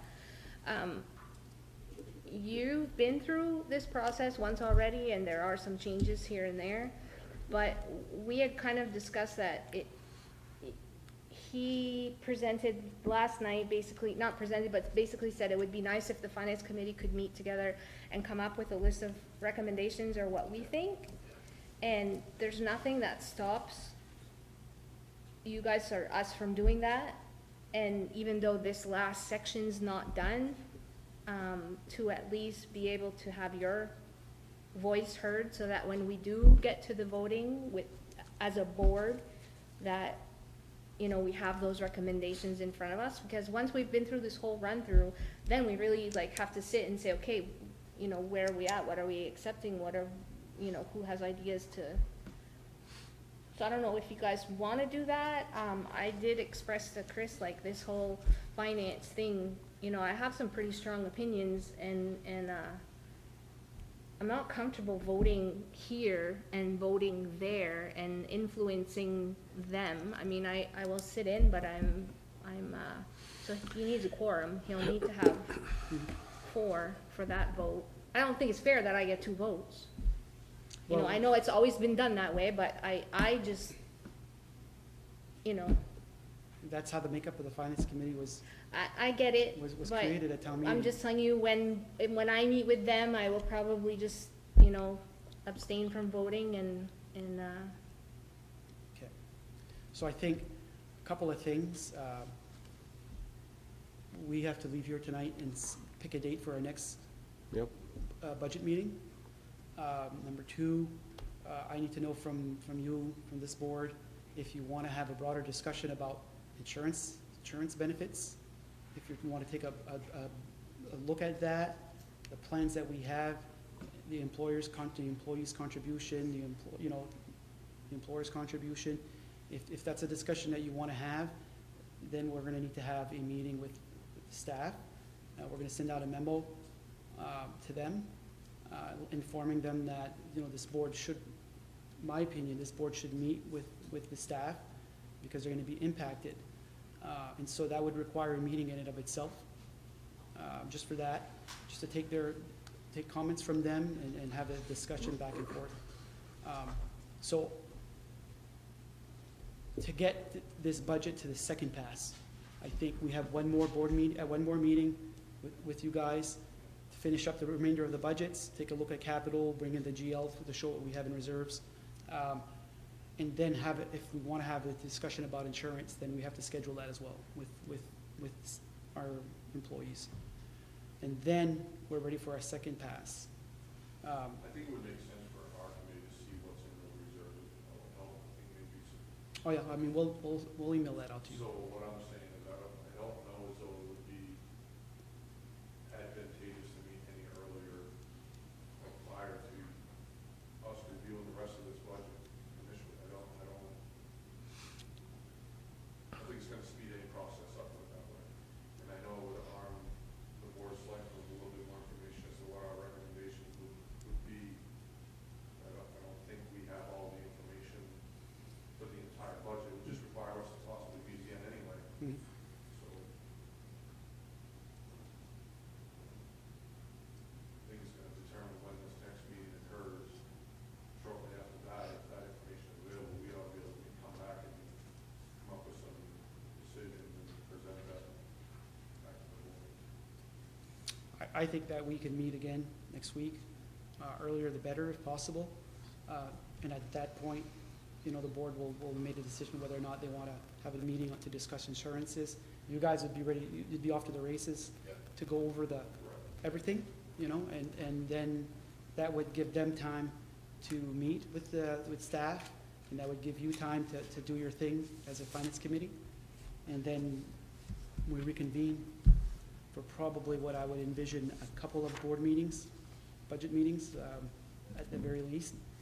I mean, maybe 3, I don't know, but at least 2 joint meetings, if you will. Lori, do you envision them coming back for joint meetings? Because the way we did it in the past, it doesn't matter to me as long as they have the information they Yeah. need. I know, you know, they need to be included in the information that we get. You know, but they also need to have time to, talk amongst them, like make their own recommendations and I guess my question all is, that. how do you want them to make their recommendations? Do you want them to make their work as a committee by themselves and Well, report out the that's recommendations? up to them. I think you said you're gonna write something up, but But the actual vote, when this board says, I vote for, recommended by this board, recommended by the finance committee, will that be a joint meeting? Okay. Okay. Okay. That's, Is that normal? yeah, Okay. so we know the process, right? So, Yep. We have time to be prior to that meeting. Right. yep. Like if our consensus where we're at, I think Okay. did you guys look at the social service budget at all? Have you reviewed it? I reviewed it real quick. I mean, is it, are we, not on agenda, I guess, but are we able to just go through the list on the social service thing and see if they wanna meet with Tonight? those people? Just not the numbers, but the list of Historical Society, I'm sure will want to come. Oh, yeah, I mean, absolutely. she If you want should- to, if you want to grab that social You service know. budget 720, we can look at it. So you want to try to what, address that? No, I think Lori just wants to figure out who we would need to invite if we, she wants to basically pull, Yeah, cause he asked, do we want them to come back or not? We didn't answer him. Okay. So, do What we do you- want them what, all to which come one- back or which, not? I mean, which- Does which- someone need to really come here and make a presentation for $100? $720. I don't know. 720. Was that a no, Ken? No, no, I'm just,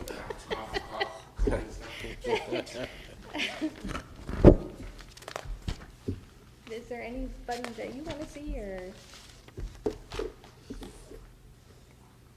You ready for bed, Dan? Couple hours?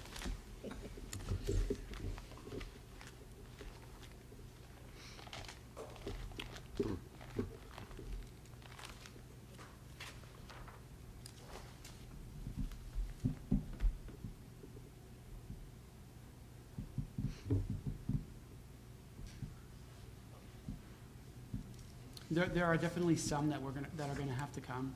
I mean, the Historical Society is gonna come in here. They have a request. They weren't there. They haven't been in the social services budget for a very long time, and they have some projects that need funding, and they need funding. So they're making a significant request. We need to talk about that, and we'd like them, certainly would love to have them here. Another new request came from that, right at the bottom, the Long Lake Water Quality Association. That's over a group over by Lakeshore Road, the Marine Point. Mr. Collins, Maurice Colin, and oh my God, Jerry. They belong to that Water Quality Association, and what they do is they do water dissolved oxygen monitoring of the lake during the summer months. And they have it's a program that the state has, and they basically fill in the data. They go in and at designated points at designated times of the day to monitor water quality. They check oxygen. Their meter's dead. They need a new oxygen meter. So they made a request to us. I have that information. You guys had gotten that information previous board for that request. They were not around to present their requests because they were in Florida at the time, last winter. I'm guessing they're probably around right now. I know that they made a request to the Long Lake Ice Fishing Derby for funding, and the Long Lake Ice Fishing Derby committed to, I can't remember if it was $500, but it was contingent upon the association being able to pick up funds from other municipalities. They weren't gonna fund the whole. In other words, if you don't get your full request in all, you're not gonna get the 500.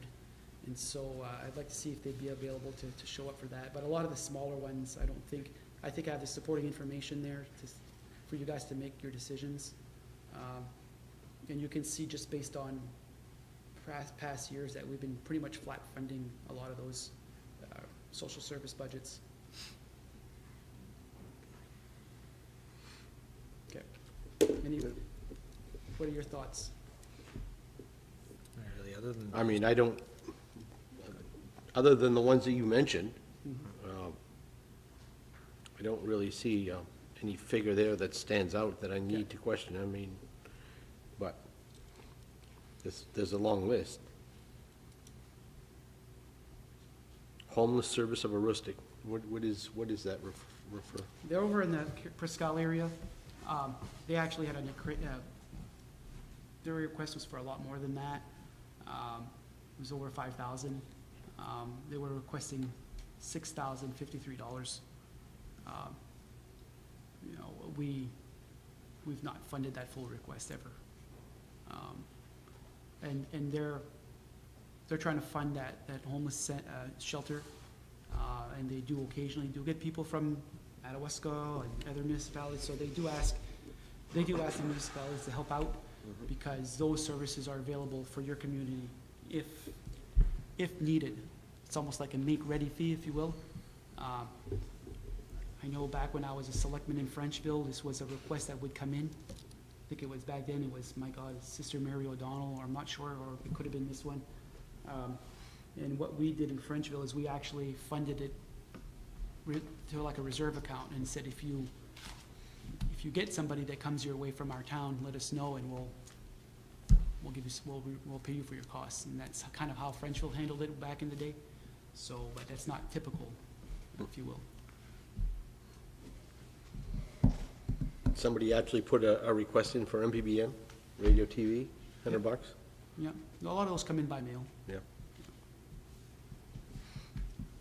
Lori, you see anything there that you're questioning? No, I only, it's just, the Historical Society will want to be here, Mhm. just to make their case, Yeah, but, they know that when I don't personally need to see any of the others, I don't wanna make that decision. I mean, if you guys have questions for any of these people, then you should be able to ask them.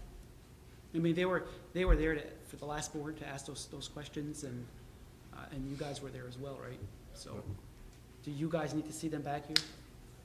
Okay, so, Okay.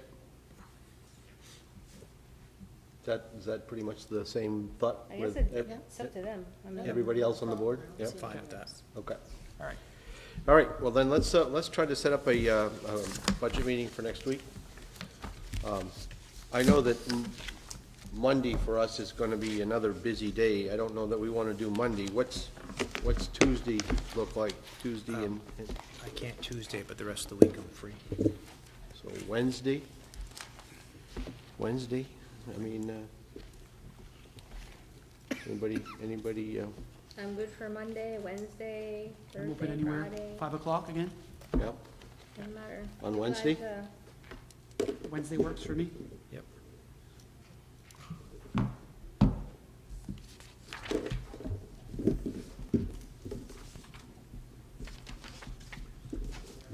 Last question would be for you guys, somebody motions to adjourn. Do you want to have a board meeting with the department, with staff, department heads and employees to discuss benefits? With the open enrollment, can we? We couldn't do anything We before. can't do anything this budget, we'd have to wait till next budget, right? Or, Well, I mean, we could do it midstream. It would be effective January 1, right, open enrollment, so but we can't change our policy right, until January 1.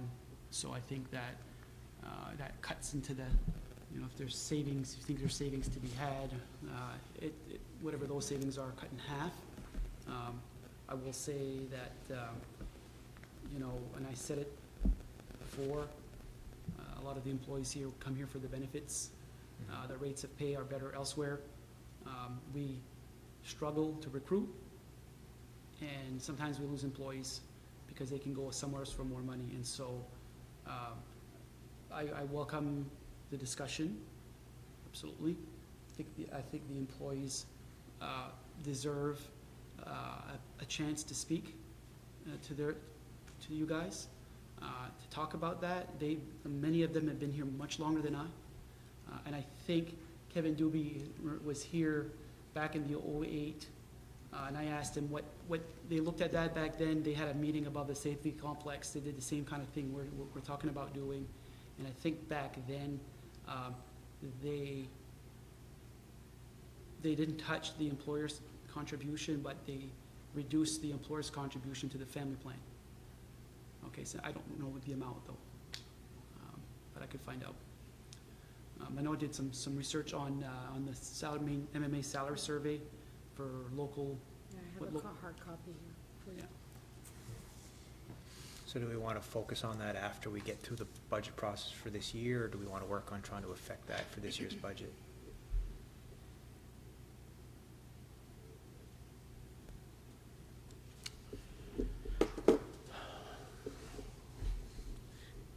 thoughts, opinions, questions? Anybody? I know if you would, it Well, would be there's helpful. not much of a difference, really. Fort Kent pays 100% of the single plan and 77% of the Family. family. Yep. Frenchville pays 80% of the single and 80% of the family. And St. Agatha pays 85% of the single and 0% of employer, and Grandal doesn't provide the facts to MMA. But I just wanted to stick around here, because I thought, I'm not gonna bother with Prescott Caribou, they're bigger than we are. But that's all I had for information. There's not much of a difference. I thought they actually paid less for the employer's part of the single plan. So, I don't know. Do we have any thoughts about reviewing that? Does anybody, I'd like to see a show of hands if we're gonna review that. If we're not, then I'm gonna pass it. I think, and I don't, you know, we've had some conversations about this. When you look at it across the board, I mean, it's like 2 mills.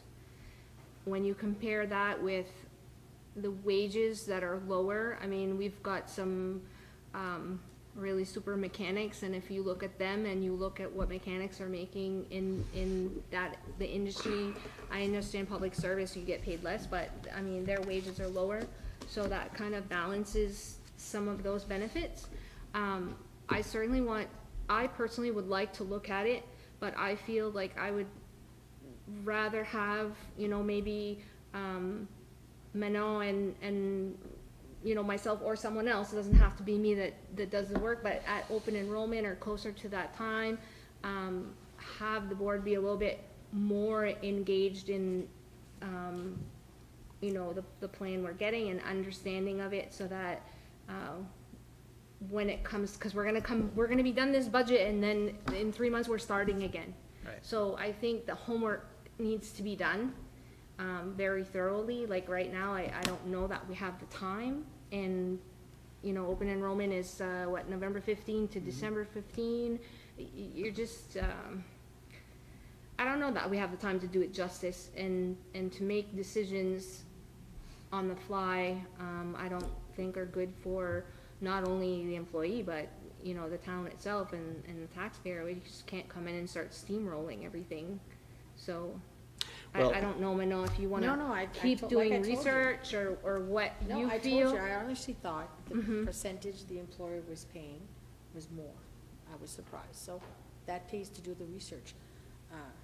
Without going outside of the area, because I didn't feel it was right comparing us to a city, where I have no clue Right. what their benefits or whatever they are. So, fine with things that. So are you comfortable right now, just moving forward as Just is? moving forward, and when the new cycle starts and whatever, then we proceed from there. Yeah, but I mean, you and I are the only two on the board at this moment that's been through that cycle process, at least to have a chance to look at their, I think it's worthy of mentioning too, that you gotta look at the big picture too. It's not just about, you look at, it's easy to look at the bottom line and say, that's a big number right there. But when you look at benefits as a recruitment and retainment tool, when you couple that with the fact that, the employees 3 years ago agreed to going to an EBT plan, and they could no longer bank, you know, sick time and vacations that they not use to cash out when they get done work. That went away. Those were concessions made 3 years ago, 3.5 years ago. So you need to be mindful that I think that, you know, the struggle, I can tell you right now, the struggle to recruit, Dane, you mentioned it last night, employees, is tough. You put advertisements out for positions for weeks before you get a good pool of applicants to pick from. We now advertise. When we advertise, we don't say application period ends here. We say this position will remain vacant until a suitable candidate is found.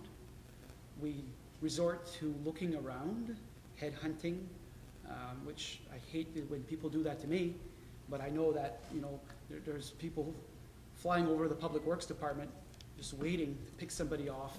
And Lori, you hit it up the nose on the head, that there's a team over there that are worth much more than we pay them for the work that they do.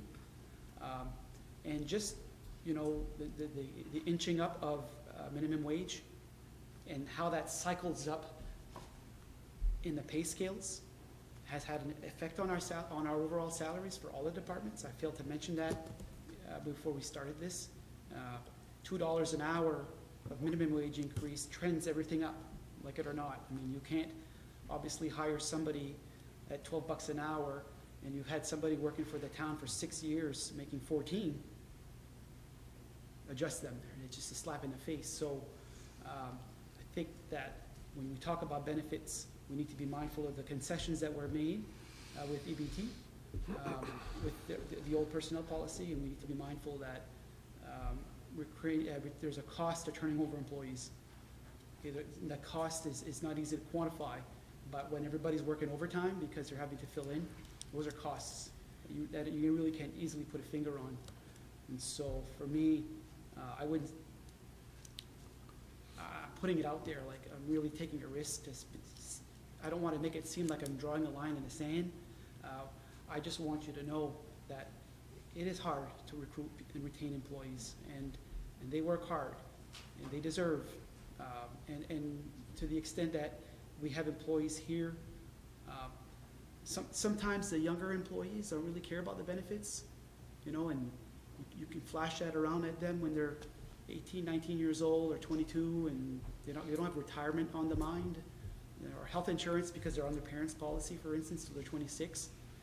But, you know, what we see is that, you know, once you start becoming in your 30s and your 40s, retirement and benefits become a big factor, and you wake up and you're like, oh, well, you know, I really gotta focus here on the long game. And so that's when those benefits are really important. Potential pay raise that the employees receive this cycle that we're looking at right now? None. There was one built in there. There's no. When there is one, is it typically like a percentage across the board? How does that typically work? So in the past, we consider COLAs, cost of livings. The board sets the COLAs. You know, some towns just pick a number, 2%. Senegat used to try, when I was in Senegat, they really like to trend their COLAs to the consumer price index, Northeast edition, or the Northeast, because you got CPI, but you got Northeast, and it's different for different geographic areas. So, you know, Madawaska has typically gone somewhere in the 2% range for cost of living increases when they have. In previous budgets, when we knew we needed to, we were dealing with minimum wage increases and how that affected the scale, the employees. We used to build into the budget merit increases, an amount for merit, and the merits were based upon employee performance, their annual eval done by their supervisors, and if they were high performers, the department head would make a recommendation to make an adjustment to their salary. And so those are tools that we had, but that's not even in the budget anymore. We don't have any merits, and we don't have any COLAs budgeted right now. So we don't have, these departments the budgets are passed like this. And Kevin, you know, has a vacancy that he wants to fill.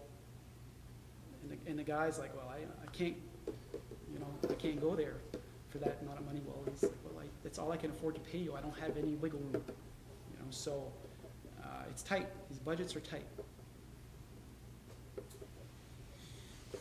Okay. So we're unanimous, I guess, in saying that we're just not going to issue this on this go-around, and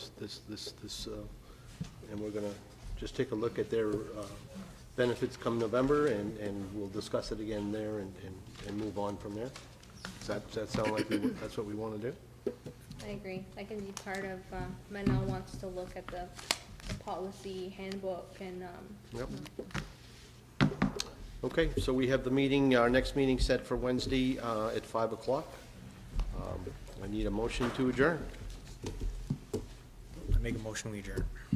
Second? Dan's gonna make it to bed on time. I need a second. I'll second. All in favor? Meeting is adjourned.